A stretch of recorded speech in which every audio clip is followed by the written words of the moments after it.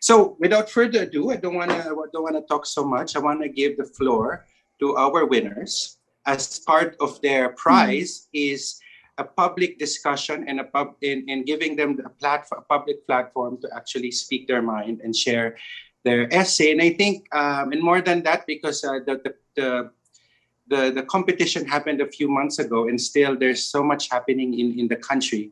So if they can add any updated insights on the issue, then you are free to say that. So without further ado, I would like to call the winner, the first prize winner of the essay writing competition, Florian Taruk of the Philippines. Florian, are you there? Yes, I'm here. Hello, Florian. How are you? Hello. I'm good, thank you. And how are you? You're good. Yes. I'm great. Thank you very much. I'm great and vaccinated. I hope you're also vaccinated and you're safe. Yes. All right, Florian. Okay, so we'll give you around 10 to 15 minutes. You can either share your essay, or if you want to also say something more about the issue, go ahead. The floor is yours. Good afternoon, Excellencies, esteemed guests, everyone. I am Florian from the University of the Philippines, Los Baños, and I will be discussing my essay entitled Regional Solutions: ASEAN's Role in Myanmar's Humanitarian Crisis.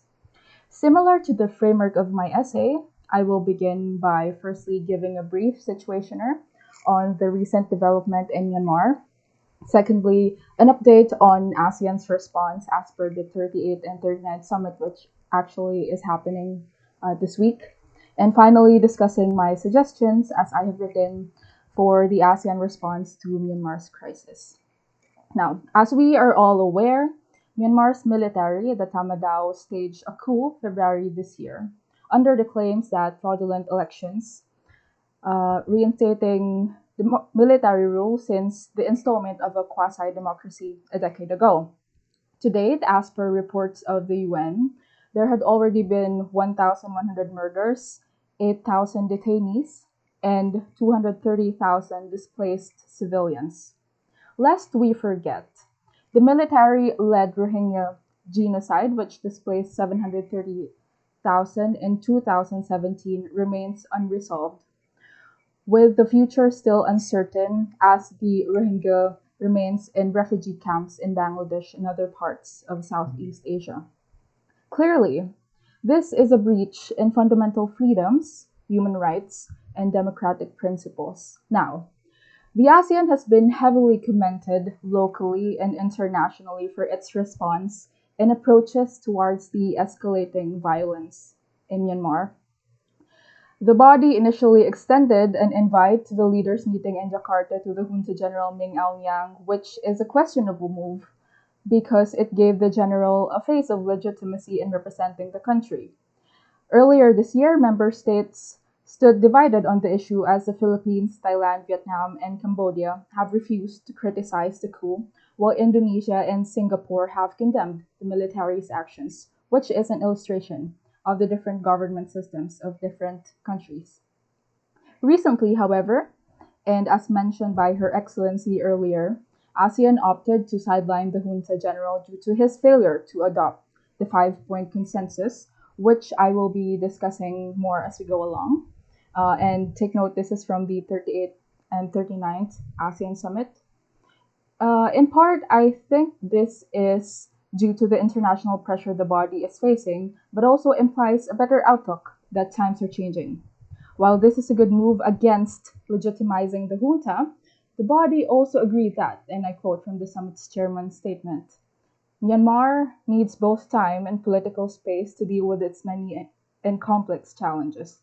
We cannot deny the fact that as ASEAN continues to maintain their almost neutrality in this matter, the Tamadao would continue to infringe democracy and human rights in the country. And while the ASEAN way of informal diplomacy and consensus has worked in the past, looking at right now, At the many issues the region is facing, is it not high time to adopt a more involved regional policy? Provisions could be added to the ASEAN Charter to expand on conflict resolution while maintaining the principle of non interference on other matters. This seems like a good compromise. As for the 5-point consensus, which to briefly mention involved ending hostilities, initiating dialogue, allowing humanitarian support, and granting special envoy full access to the country, the consensus did not include the release of political prisoners, which was a pivotal requisite for the democratic led parallel government, as we can all remember the NLD Aung San Suu Kyi involvement in mediation efforts. However, and as I have written, this provides an opportunity for ASEAN to provide a stage to Myanmar's democratic movement and ethnic minorities, possibly leading to inclusive civilian representation to the association in the long run. As we can all remember, ASEAN operates on elite level democracy or diplomacy, rather. So that means that higher level officials get to decide upon factors and factors. Now, this existing conflict also highlights a need to develop the ASEAN Court of Justice to hold jurisdiction over pressing matters, such as allegations of crimes against humanity vis-a-vis the Tatmadaw, to extend on the region in my country, the Philippines, and as mentioned earlier, Cambodia, where leaders seem to increase their constitutionally mandated powers. This would be very helpful for accountability. And furthermore, discussing the Rohingya situation, I suggest that the ASEAN must reassess repatriation agreements between Bangladesh and Myanmar because the situation remains uncertain. And in particular, the lack of political will on Myanmar's side to provide citizenship and freedom of movement to the ethnic group. If repatriation efforts are to be taken, then the environment isn't humane or safe enough for the ethnic group to return. And because each member state is limited by the economic capability, ASEAN should also cooperate with international humanitarian organizations such as Red Cross to provide aid to both the Rohingya and civilians affected by the violence. Now, to close, the ASEAN way needs to change, and it is beginning to, as per the move on this summit. But we need to remember that the longer the body waits, the more the situation in Myanmar worsens. Arrival at a resolution to the many conflicts in Myanmar is reflective of the ASEAN's commitment to creating a harmonious region. And we should remember that human rights should take priority over volatile political interests. Thank you. Fantastic, bravo, brilliant. Thank you very much, Florian. And then I think it's obvious why you actually are part of the winner's circle. Congratulations, very insightful and articulate. Thank Congratulations. You. Now for that, we will formally award you your certificate. Meta.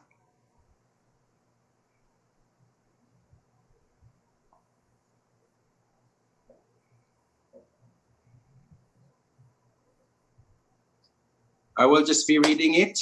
The certificate of recognition is awarded to Florian Taruk for winning first place, signed by Dr. Sipapa Petmisi, AUNHRE convener, Joel Mark Barredo, SAFEC program director, and Gentian Zaiberi, head of Norwegian Center for Human Rights. Congratulations, Florian. Thank you very much. Let's give her a warm round of virtual applause. It is a very great thing to write about because I was able to explore a lot of insights regarding the situation in Myanmar and also the ways of the ASEAN, so to speak.